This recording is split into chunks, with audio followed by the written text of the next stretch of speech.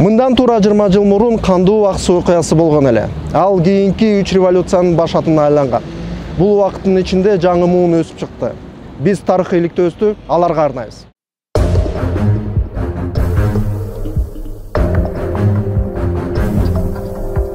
Баары Кытай менен чек араларды делимитациялоодон башталды. Бул маселе ошол кездеги парламенттеги оппозиция көтөрө баштаган.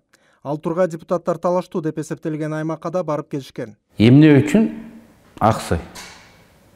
Нарын эмес, ысык көл эмес, чүй, талас эмес деген суроону азырга чейин эле баары беришет да. Анткени чек ара маселеси эмне экендигин бүгүн баткендиктер кандай билсе, аксылыктар да ошондой билген. Арыктын ары жагы, же көчөнүн ары жагы Өзбекстан, Кыргызстан болуп, ар дайым ал жерден конфликт болуп, жердин баасын баркын билип, намыс коңшулар менен болгон мамиледеги намыс тыдан билип калышкан да. Ошон үчүн аксылыктар биринчи территориянын кетип калышына каршы, Кыргыз мамлекетинин жеринин бүтүндүгү үчүн, анан экинчи ошол кездеги бийликтин жүргүзгөн саясатына, адилетсиздигине каршы чыгышты. Действительно, аксынын жери тоолуу болгондугуна байланыштуу бизге монда айдоо жерлери аз да, суугат жерлер да аз. Ошон үчүн биз жердин кадырын билебиз да.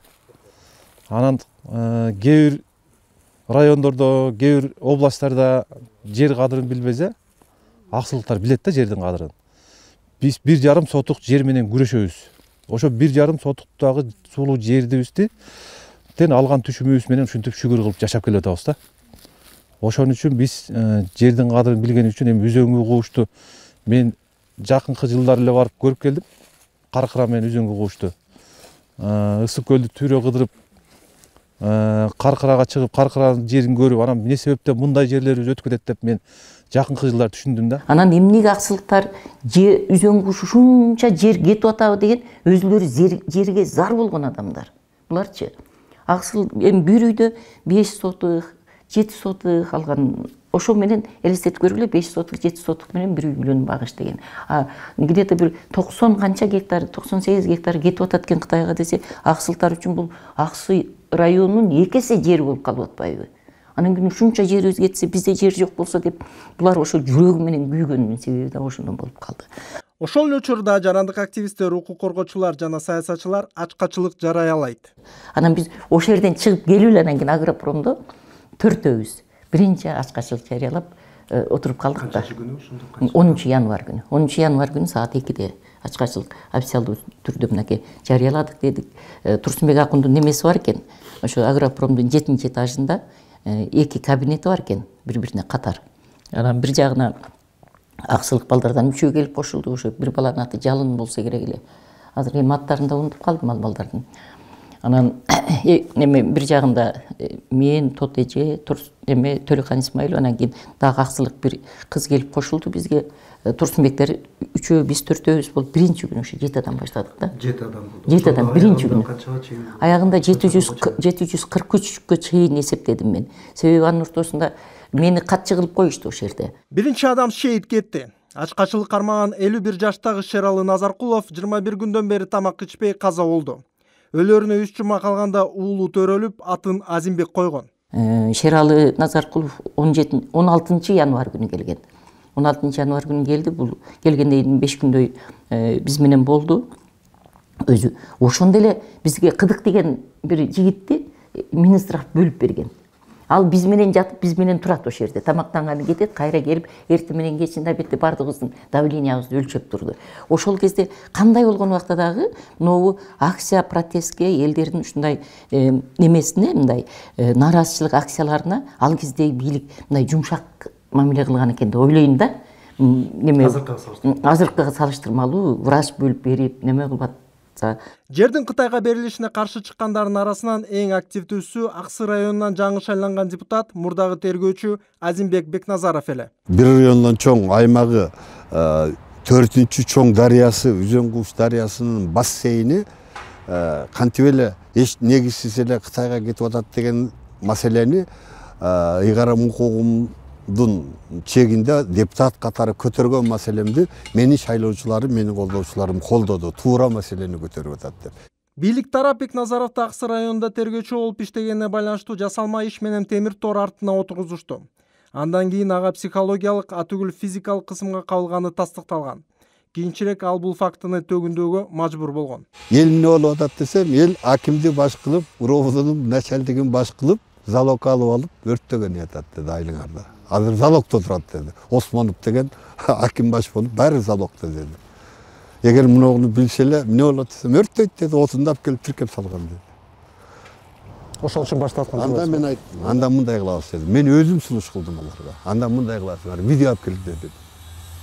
Ана видео алып келишти. Анан ошол жерден сүйлөдүм. Мен урган жок, мен нормальный, ден соолугум жакшы. Урматтуу мекендештер, кое бергиле сотрудниктерди дедим. Анткени ал Шермамат Осмоновдун да туугандары бар да, милициянын жетекчилеринин да туугандары бар да, алар да Кыргызстандын адамдары да. Аларды өрттөй берсе, алар чыкмак да, граждандык согуш болуп кетип атпайбы.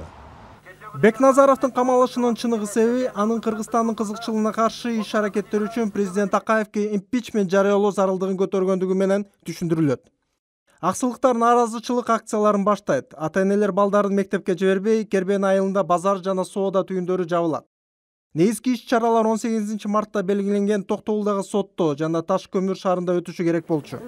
Бирок 2002 жылдын 17 мартында дал ушул Кербенге барчу жол кандуу жолго айланган.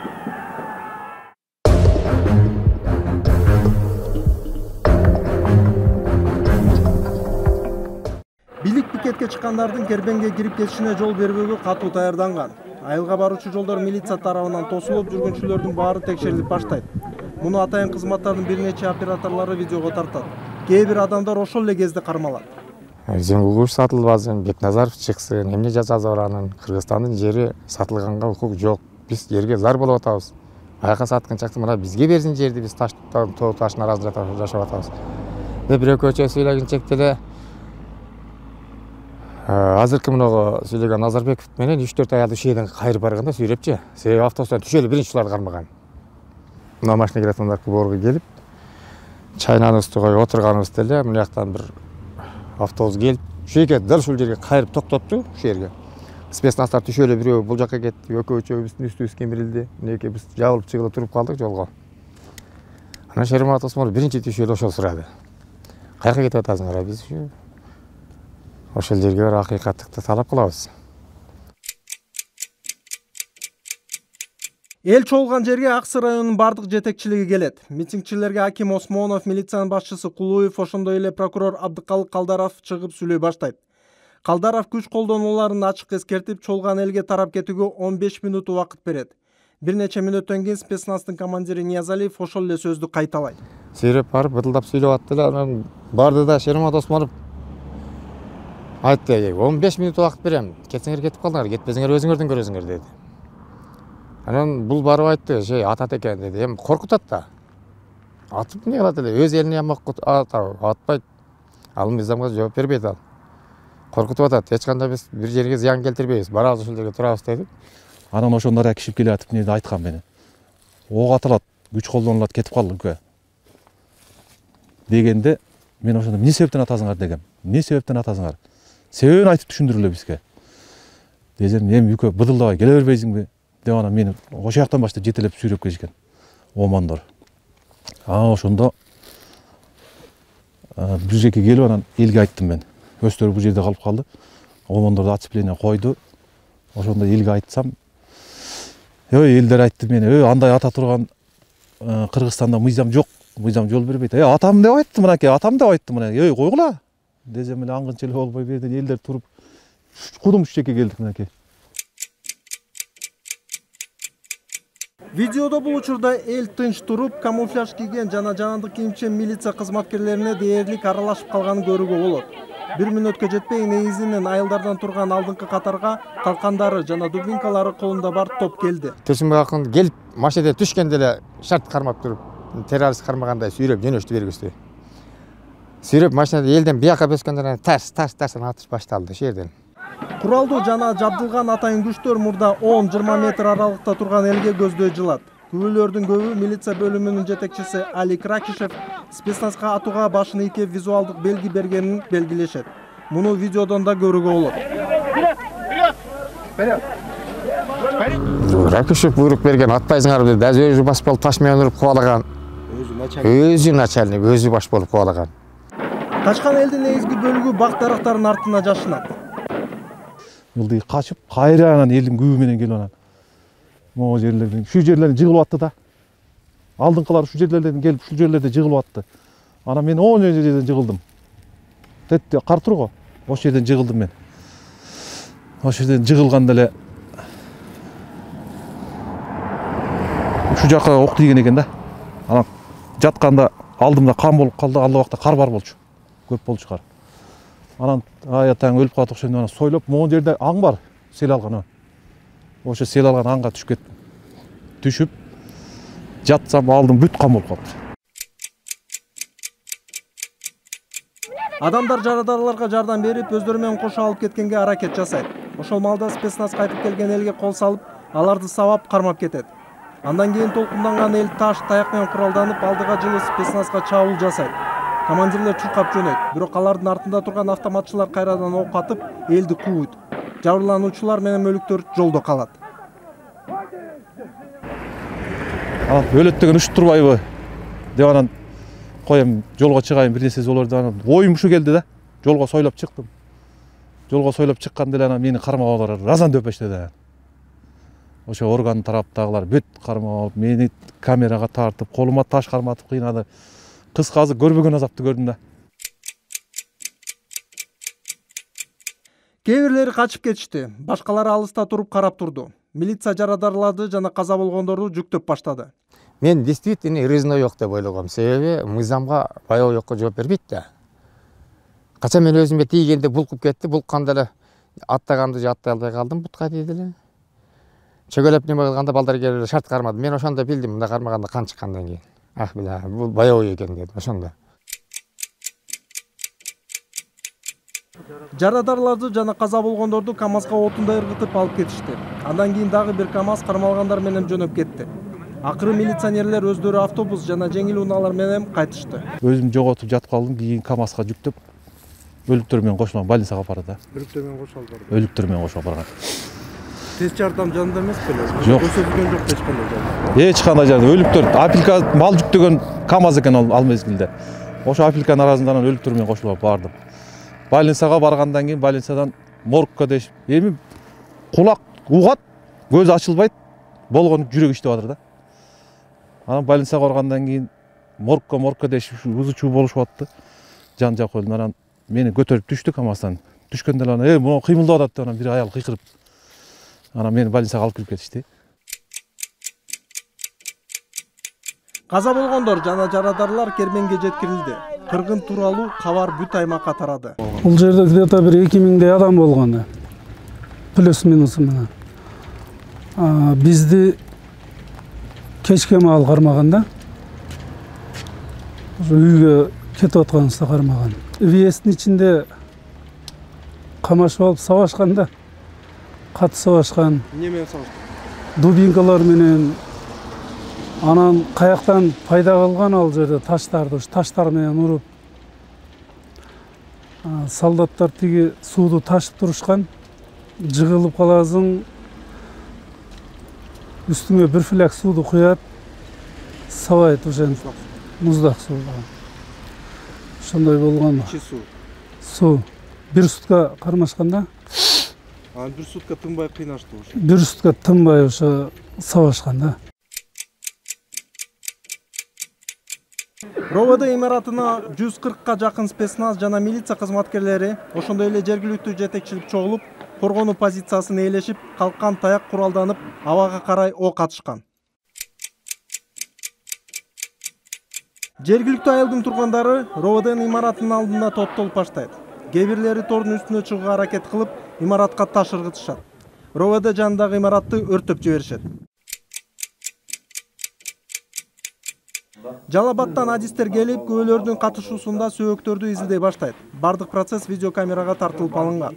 Андан соң моргтун кире беришиндеги аялдар кассетасы бар видеокамераны алып кеткенге үлгүрүшөт.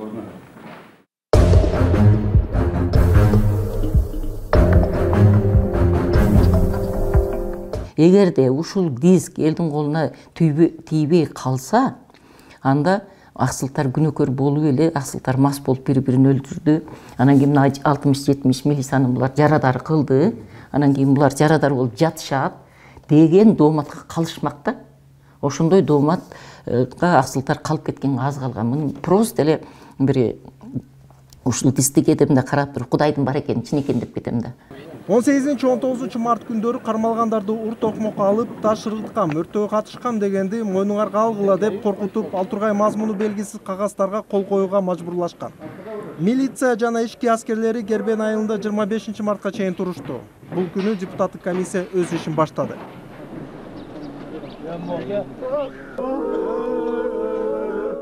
Ошо начальник милиция, мен тааныгандан аким, прокурор, анан калган формачандарды тааныбайм. Көбүн тааныбайм чындыгында. Кыргала басып келди. Аксы окуясын иликтөөгө катышкан көптөгөн комиссиялар жана ал окуялардын түздөн-түз катышуучулары адамдардын өлүмүнө ким күнөөлүү экендигине ойлору бирдей. Буга ким күнөөлүү деп эсептейсиз ага? Конечно, албетте президент да. Анын уруксаты жок, эч ким бара албайт да. Саясий жоопкерчилик Акаевдин мойнунда. А кылмыштуу жоопкерчилиги барган адамдардын, аткан адамдардын мойнунда. Аксы окуяларында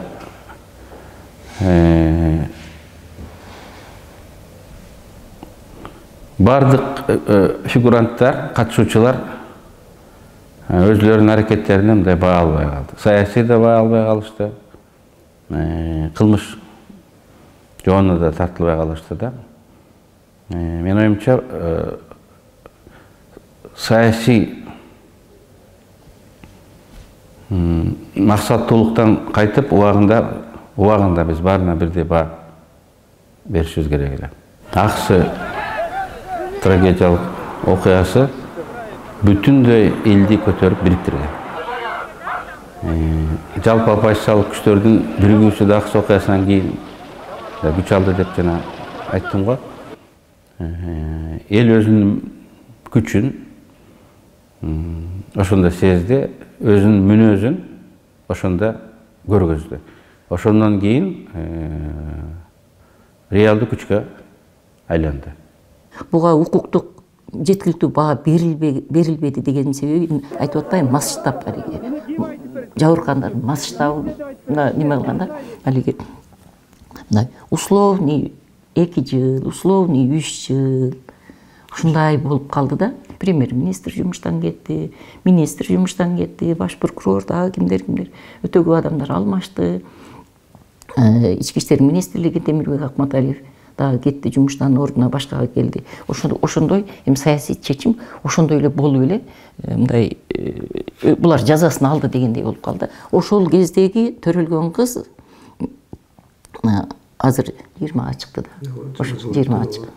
Айбарча деген келин ошо жаңы төрөгөн экен, биз барсак 5 кыз менен экен. Ошол кыз азыр 20-га чыгып калды. Убакыт өтө берет экен.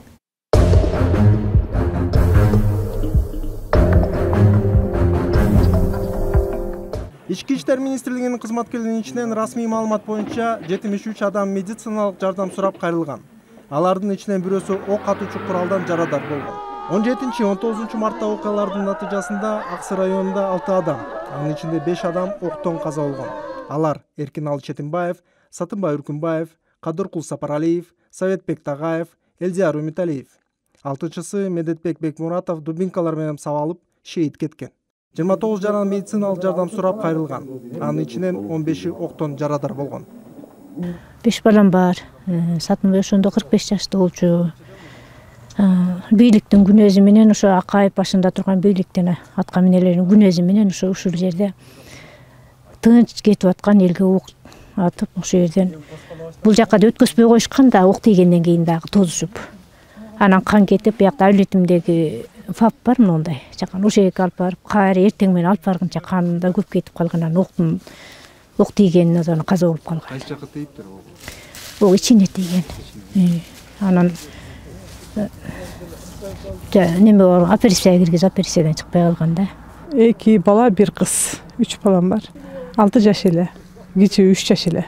Ушу башына ок тийиптир да. Анан башына ок тийип, дәл ушул эшиктен чыккан жерде жолдо жаткан немеси бар да, видеосу бар. Ошол убакта тез жардам болгон эмес да. Тез жардам болмок түгүл, ошол жерде элди мындай кармап өйдө кылайлы десе, ушундай качыклайды, ок атыптыр да. Анан кийин элдер айтып атпайбы, жанына бара албай койду. Баягы жан экен. Ок атып, ушундай 2 жаксы ок атып турду эле качтык биз дагы депчи. Анан ушул эштен чыккан жер ушул жерде жаткан да. Ушул жерден ары бери өткөн сайын көз алдым элестейт. Башына ок тийип, ошол убакта тез жардам болгондо сразу ал тирүү калмакта, ушул жерде эч ким деле өлбөй турган. Буларга уже даярдап КамАЗга апелькаларды салып, уже кан агып бияка чыкпаш үчүн даярдап келген экен да. Анан баягы иттин өлүгүн жүктөгөндө эле КамАЗ кыргытып жүктөгөн дешет атпайбы, көргөндөрчү. Жүктөшүп, анда больницага барбай турган экен.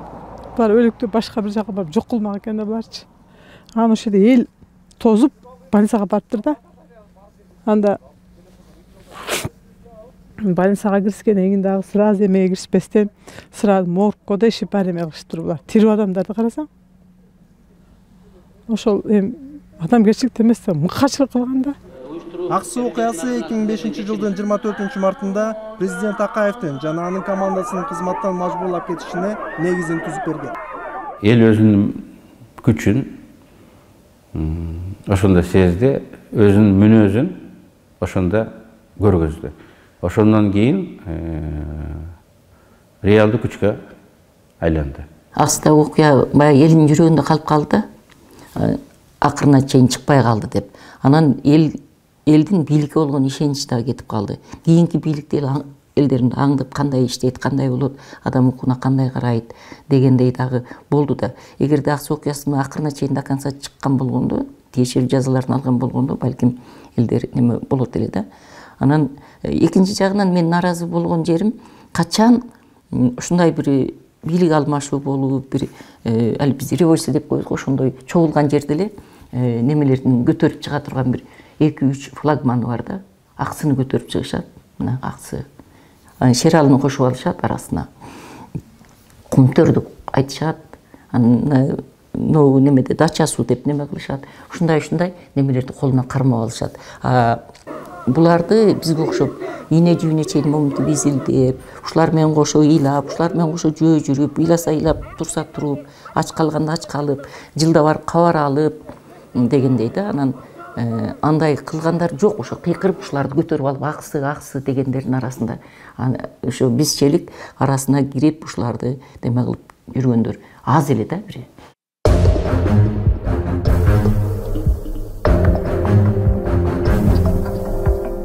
Бул иликтөөнү жүргүзүп жатып мен бир нерсени түшүндүм. 2002-жылдагы Аксы окуясы кийинки 3 революциянын себепкери болуп келди.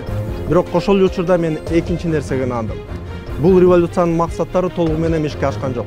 Анткени биз дагы деле Аксы окуясынан сабак ала элекпиз.